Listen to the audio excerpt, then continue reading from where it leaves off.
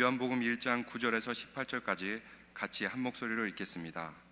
찬 빛 곧 세상에 와서 각 사람에게 비추는 빛이 있었나니 그가 세상에 계셨으며 세상은 그로 말미암아 지은 바 되었으되 세상이 그를 알지 못하였고 자기 땅에 오매 자기 백성이 영접하지 아니하였으나 영접하는 자 곧 그 이름을 믿는 자들에게는 하나님의 자녀가 되는 권세를 주셨으니 이는 혈통으로나 육적으로나 사람의 뜻으로 나지 아니하고 오직 하나님께로부터 난 자들이라.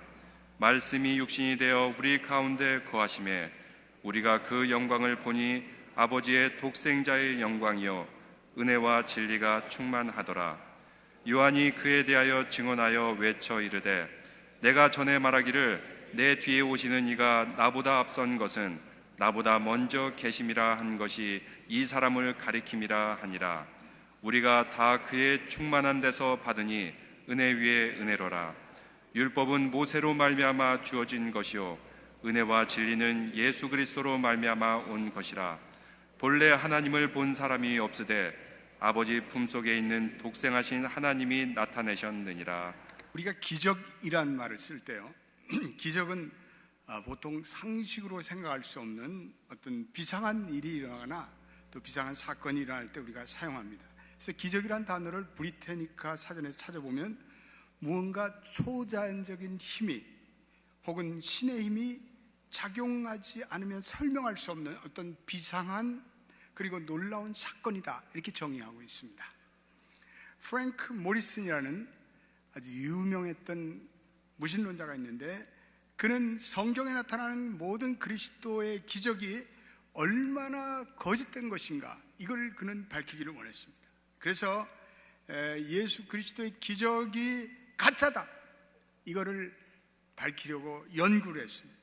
그래서 자신의 연구에 몰두하면 몰두할수록 자신의 연구가 잘못됐다는 것을 깨닫게 됩니다.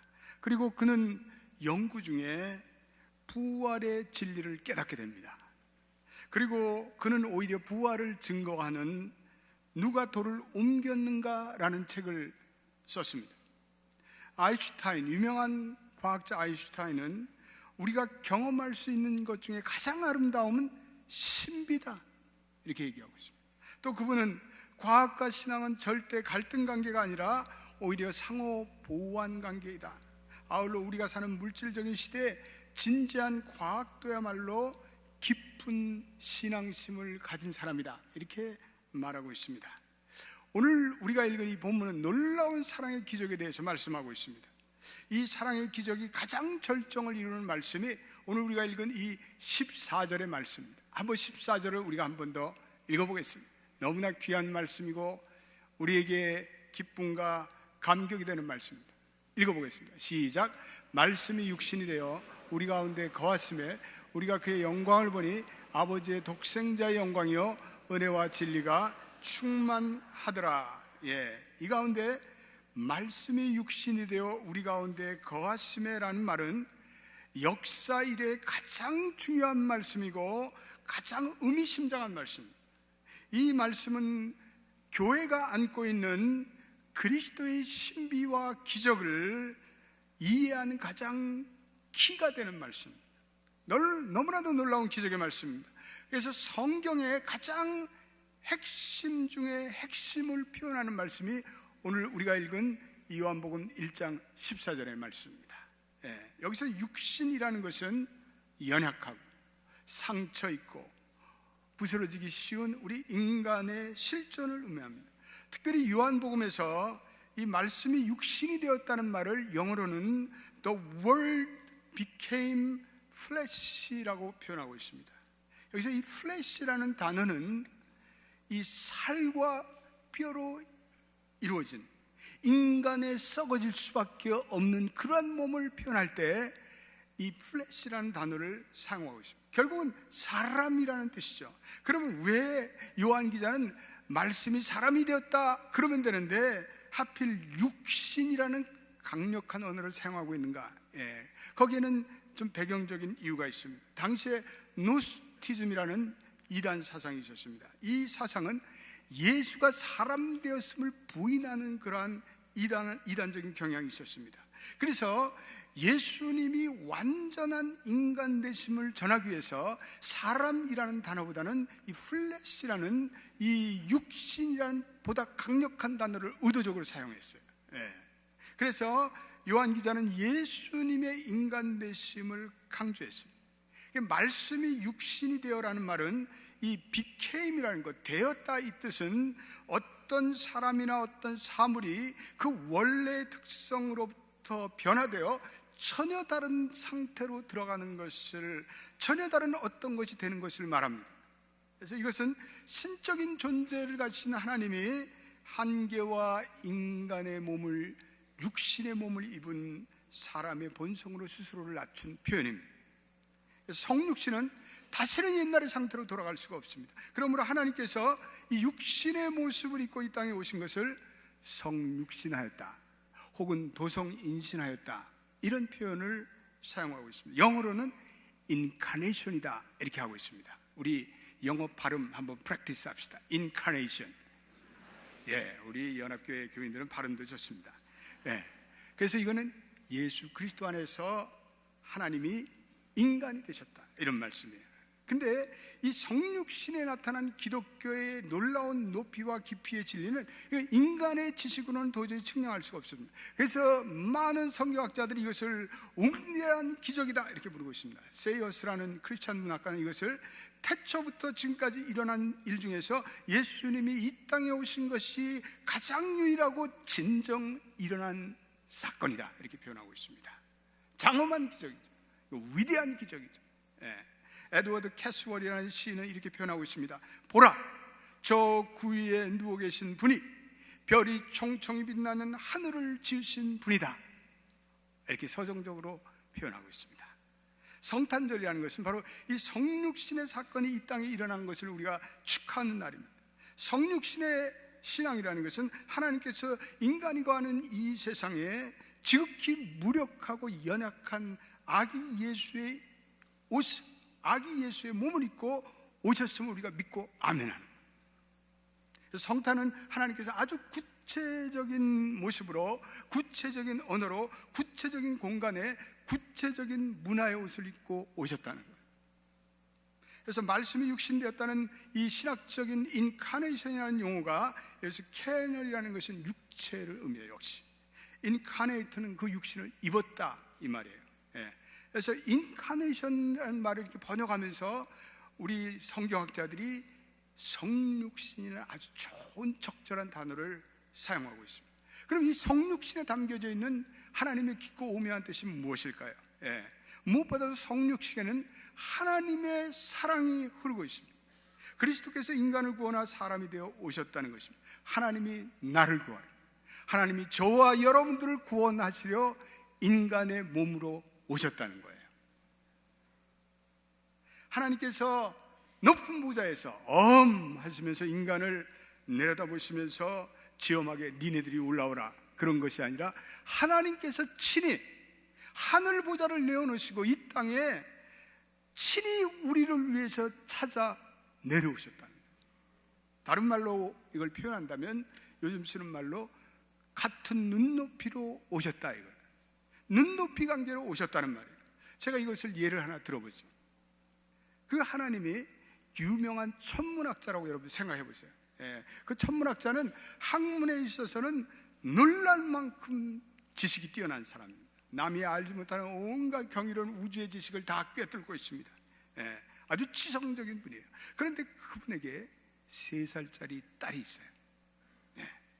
성탄의 아침에 그분이 그 딸과 이렇게 대화를 나누고 있어요. 철저히 그 언어와 그 대화의 방법은 딸의 수준에 맞춰요. 천문학자가 그 딸에게 아빠 뗐지, 그러면 그 딸이 아빠 깎아, 그래. 우리는 알지도 못해 무슨 얘기인지.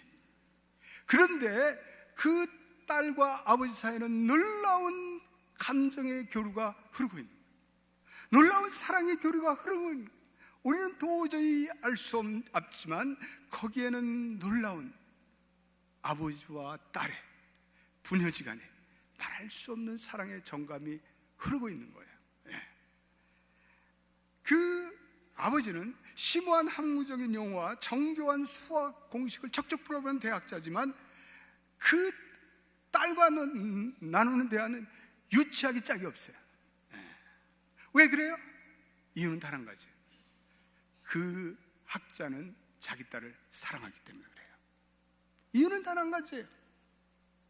그래서 전날에는 동료들과 고도의 방정식을 얘기하고 은하수의 강대함을 만안경으로 바라보고, 그래서 다른 사람이 이해하지 못하는 아주 고도의 리포트를 작성하고, 그런데 성탄의 아침에는 그 딸에게는 그 아버지는 하나밖에 없는 떼치 아빠예요.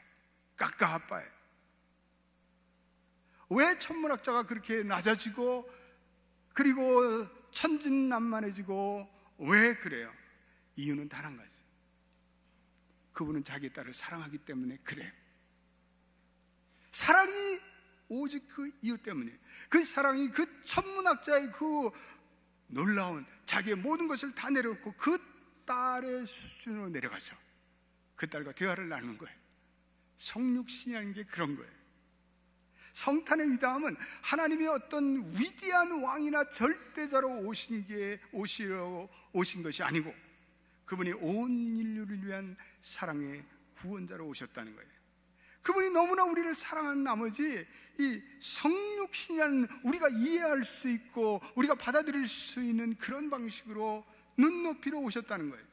하나님의 위대성이 어떤 능력이나 그리고 그의 권세에 있는 것이 아니라 하나님의 진정한 위대하심은 우리를 너무나 사랑하신 나머지 우리와 같은 연약한 인간의 모습을 가지고 이 땅에 우리와 같은 눈높이로 오셨다는 데 있어요.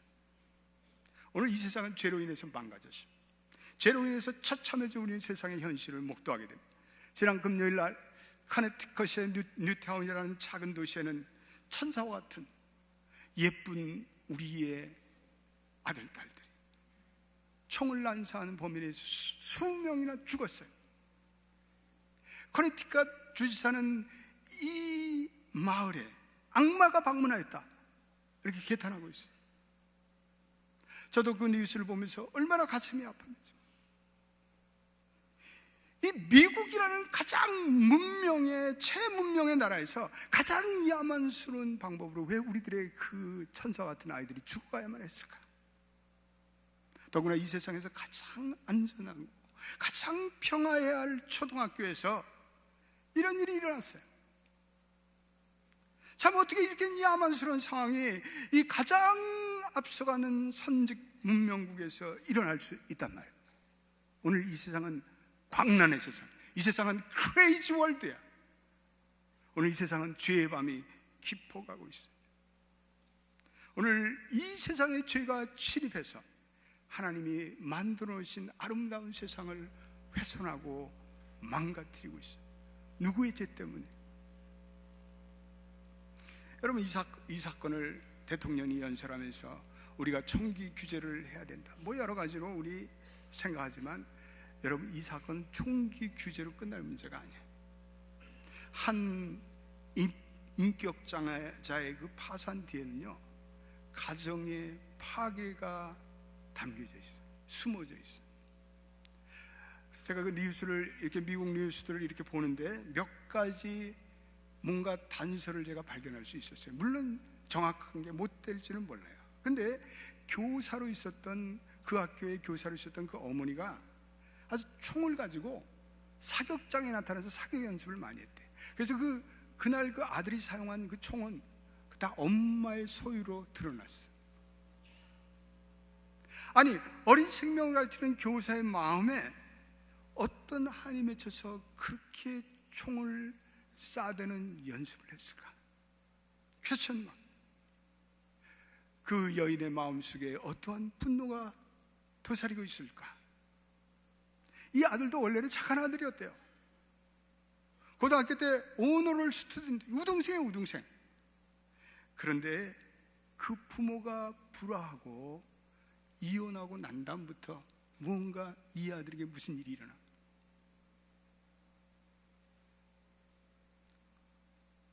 마음에 상처가 있어요. 그 아버지가 다시 재혼해가지고 그 가까운 곳에 살고 있대요.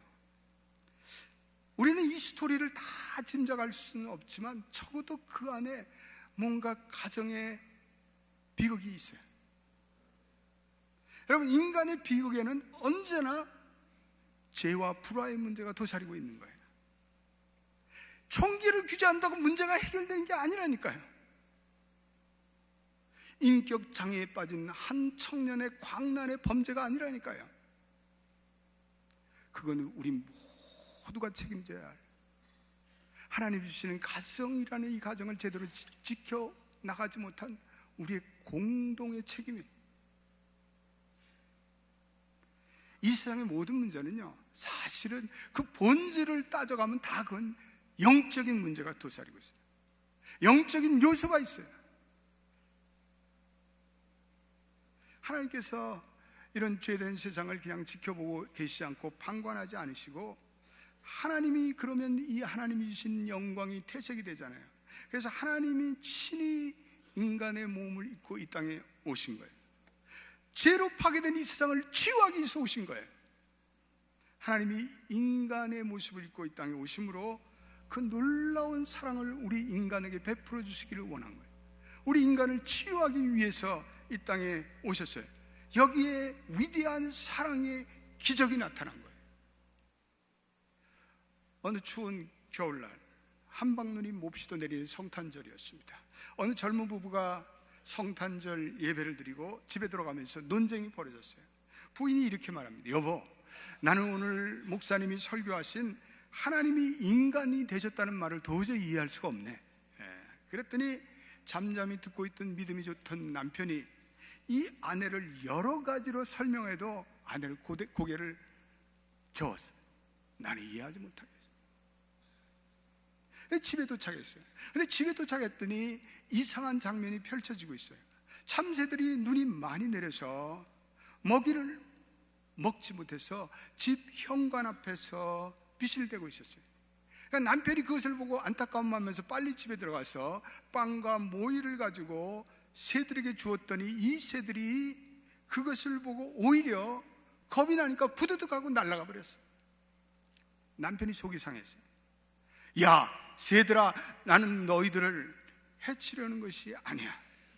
이것을 먹지 않으면 너희들이 얼어 굶어 죽는단다. 그렇게 얘기했어요. 새들이 뭐 인간의 말을 알아들을 수가 있나요? 남편이 그 날아가는 새들을 향해서 안타까운 마음으로 이렇게 외쳐댔어요. 너희들을 살려보고자 하는 내 마음을 너희들에게 어떻게 전할 수 있냐? 그런데요, 그때 그 얘기를 들은 아내에게 뭔가 섬광처럼 깨달음이 찾아왔어요. 그래, 맞아. 하나님이 인간에게 계속 사랑을 베풀었지만 인간은 그것을 알아듣지 못하고 하나님의 품을 떠난 거야. 인간이 하나님의 사랑을 깨달을 수 없기 때문에 하나님께서는 이제는 마지막으로 하나님이 사람의 모습을 입고 이 땅에 오신 것이지. 그 순간에 이 여인이 그 성육신의 진리를 깨닫게 됐어요. 할렐루야. 여러분, 그렇습니다. 이 하나님의 사랑, 이 하나님의 구원을 전하려고 하나님께서 친히 인간의 몸을 입고 이 땅에 오신 거예요. 우리는 이것을 이해할 수 없기 때문에 기적이라고 해요.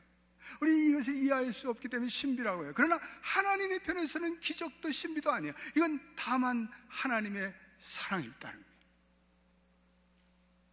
그 하나님의 사랑을 저와 여러분들이 받고 있습니다. 여러분 믿습니까? 하나님이 나를 구하러 인간의 몸으로 오셨다. 그것이 사랑의 기적이에요. 이것이 사랑의 신비예요. 우리가 이 사랑을 믿고 확신할 때마다 하나님의 큰 사랑이 우리의 마음속에 놀랍게 흘러 밀려가요. 이 하나님의 사랑을 체험한 자, 이 하나님의 사랑을 경험한 자는 그 사랑에 힘입어 이 세상을 살아가는 무한한 가치를 가지고 살아가요. 더 이상 자기를 미워하지도 않아요. 더 이상 자기를 학대하지도 않아요. 더 이상 자기를 자학하지도 않아요. 나는 하나님의 사랑을 받는 자다. 이 사랑의 확신 하나 있으면 우리는 이 세상에 어떠한 역경과 어떠한 문제와 어떠한 어려움이 오셔도 우리는 승리할 수 있어요. 할렐루야. 우리는 이 사랑을 믿어야 돼요. 우리 이 사랑을 확신해야 돼요. 그리고 우리는 이 사랑을 가지고 살아야 돼요. 오늘 이 하나님의 사랑을 우리가 언제 잘 깨닫게 될까? 그것은 죄로부터 용서를 받았을 때요. 하나님의 놀라운 사랑을 경험한 하나님의 자녀들이 간증하기를 자신들이 가장 감격스러운 것은 바로 하나님이 내 죄를 용서해 주셨고 나는 이제는 하나님의 존귀한 자녀가 됐다는 그 감격이 밀려올 때라고 말씀하고 있습니다.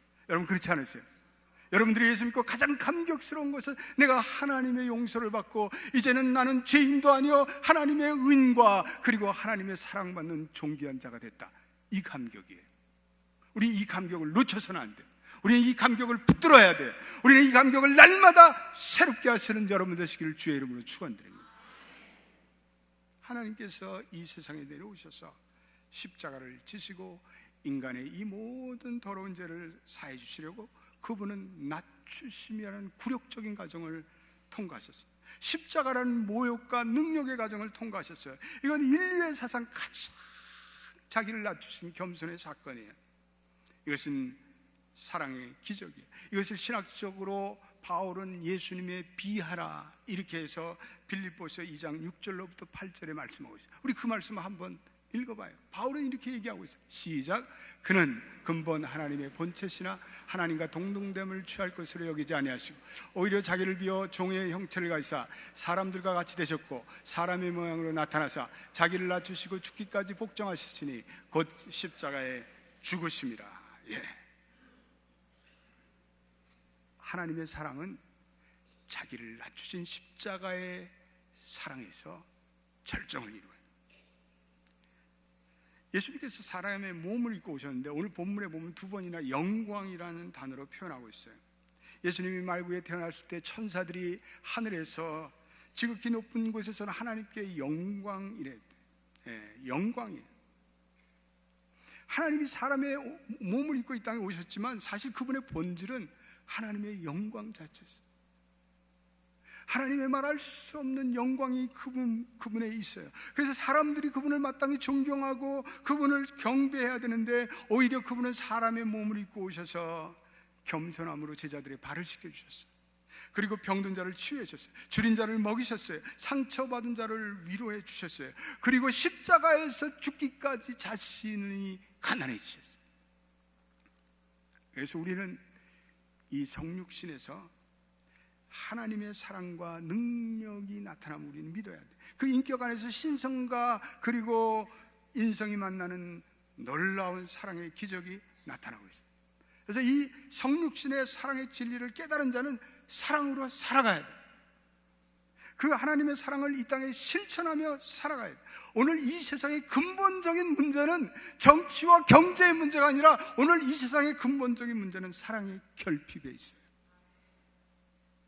사랑 대신에 미워하고 증오하고 사랑 대신에 적대하고 원망하고 사랑을 주기보다는 서로 고슴도치처럼 상처와 분노를 안겨다 주고 있어요. 지난번에 우리 버지니아 공대 조승희 총기 사건도 그렇고 이번에 커네티컷의 총기 사건도 마찬가지예요. 다 사랑이 결핍된 가정에서 일어나는 비극들이에요. 오늘 이 세상에 점점 사랑이 식어져 가고 있어요. 오늘 이 세상에 사랑이 사라지고 있어요. 사랑이 없어서 탄식 소리가 높아져 가고 있어요. 그러므로 우리 그리스도인들은 이 성육신에 나타난 사랑의 기적을 우리는 세상에 보여줘야 돼요. 교회는 세상을 향해서 이 사랑의 감동을 먹도록 교회는 이 사랑을 베풀어야 돼요. 우리 지난 금요일에 투병하시던 우리 한영달 집사님이 하나님의 부르심을 받아서 우리 문상 예배를 드렸어요. 그날 우리 오늘 예배에 나왔지만 우리 한영달 집사님 큰딸 혜진이가 나와서 아빠에게 추모사라 하는 것을 듣고 내 마음에 참 눈물이 나왔어요. 자기가 고등학교 다닐 때는 자기 아빠가 자기와는 전혀 상관이 없는 사람이라고 자기는 생각해요. 아버지께 관심도 없고 아버지도 나한테 관심이 없고 한때는 아버지를 미워하기도 했고 그런데 그런 아버지가 지난 3년 전에 암투병을 시작하면서 달라지기 시작했다는 거예요. 변하기 시작했다는 거예요. 한영달 집사님도 한때 우리와 같은 이민자로 살면서 얼마나 힘들었겠어요. 그러니까 가게에 돌아오시면 그냥 술을 마시면서 인생의 고뇌와 그리고 인생의 한숨을 삭히려고 했던 거예요. 그러니까 자녀를 돌볼 마음의 여유가 있겠어요? 근데 병이 나시고 나니까 비로소 자기를 돌아보기 시작해요. 그리고 하나님을 새롭게 경험하셨어요. 그러고 나니까 이 집사님의 마음속에 내가 사랑의 결핍이 있었구나, 이걸 깨달으신 거예요. 그래서 아내를 다시 사랑하고 자녀들을 위해서 사랑의 마음을 여셨어요. 그 아버지의 사랑에 그 움츠렸던 세 딸들이 마음을 여는 거예요. 관계의 문을 열었어요.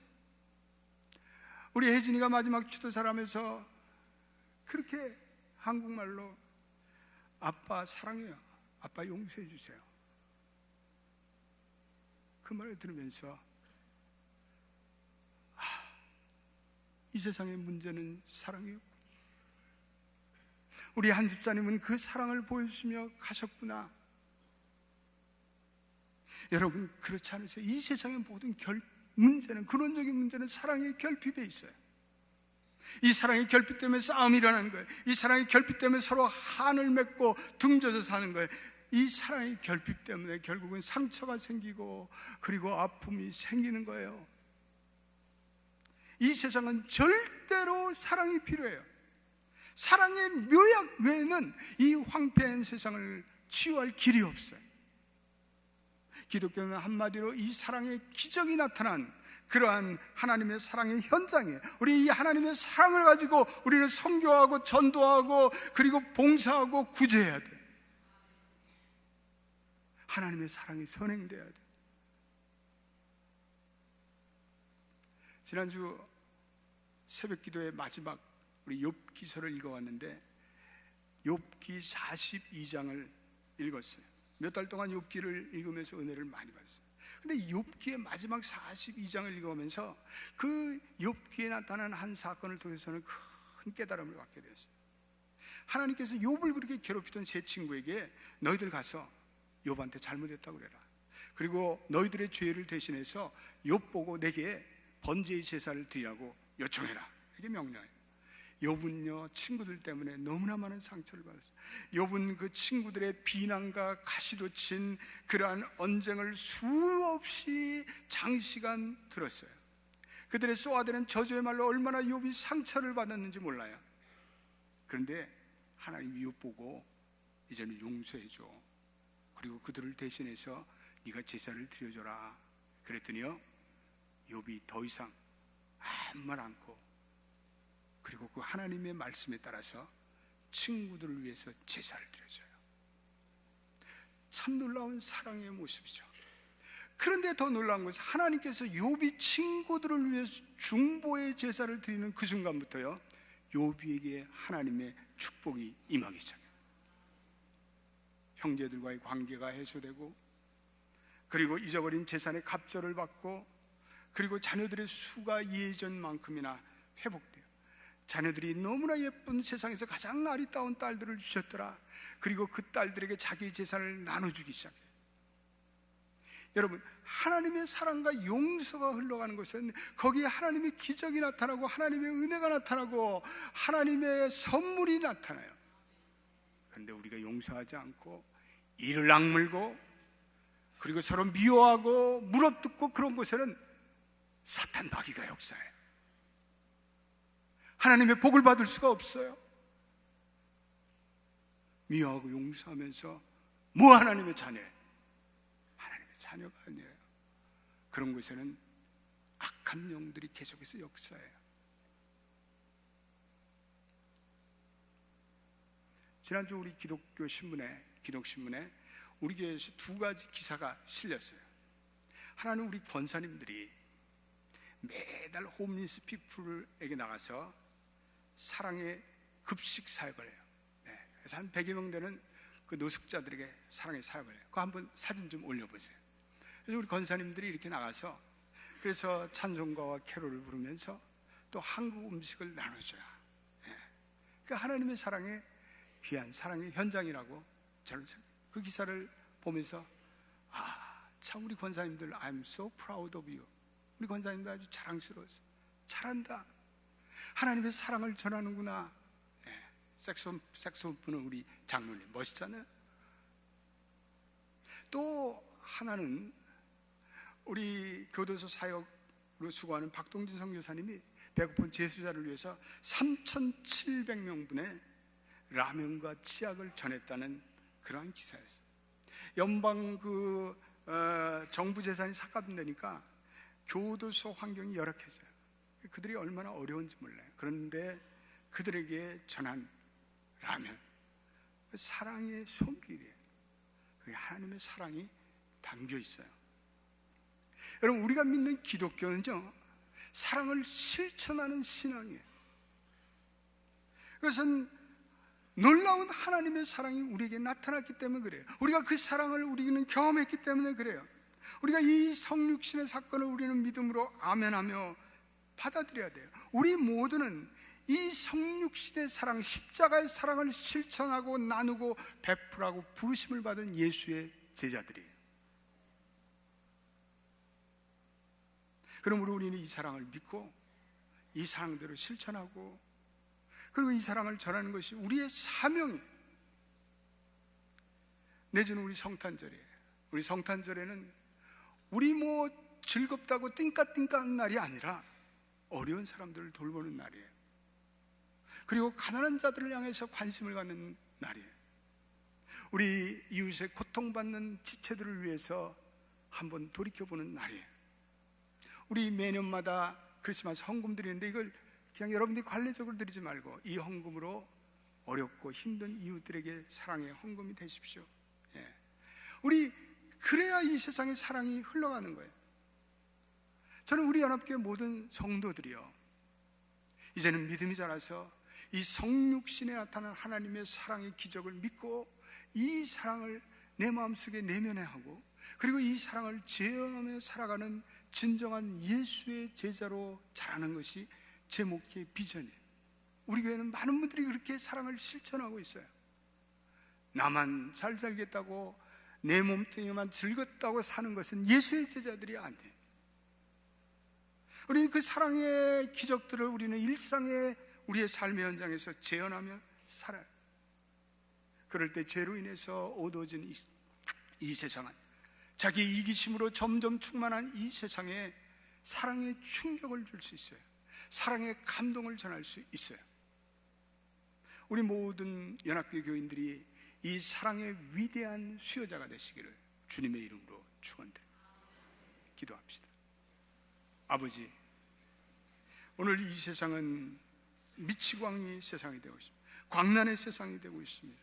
오늘 상상할 수 없는 일들이 오늘 초등학교에서 쇼핑몰에서 극장에서 일어나고 있습니다. 총기를 규제한다고 얘기하지만 그것은 절대로 솔루션이 아닙니다. 오 주님, 이 세상에 관영한 사랑의 결핍 우리가 막아야 되겠습니다. 사랑으로 몸을 던져 우리가 그것을 막아야 되겠습니다. 오 주님, 우리 연합교회는 이 하나님의 사랑을 우리의 선교의 현장에서, 우리의 전도의 현장에서, 우리의 구제와 봉사의 현장에서, 노숙자의 급식의 현장에서, 교도소의 제수자의 현장에서 전할 수 있는 저희가 되기를 원합니다. 그 성육신의 사랑, 그 위대한 사랑의 기적을 우리가 이 땅에 재현하고 살아가는 진실된 예수의 제자가 되게 하여 주옵소서. 주님, 목숨을 잃은 20명의 어린 생명들 받아주시고 그 부모님들을 성령으로 위로해 주옵소서. 예수님의 이름으로